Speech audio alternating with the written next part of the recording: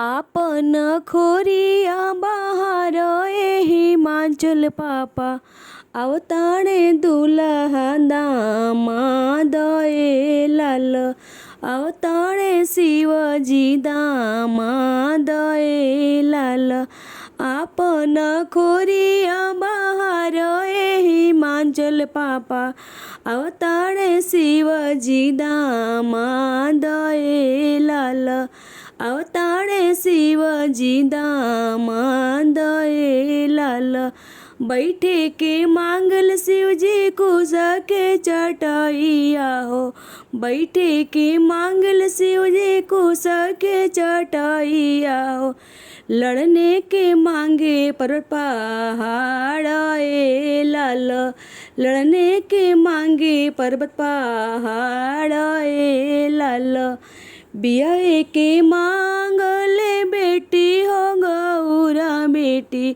बियाहे के मांगले बेटी हो पार्वती बेटी जिन बेटी दल के सिंगार लाल जिन बेटी दल के सिंगार लाल।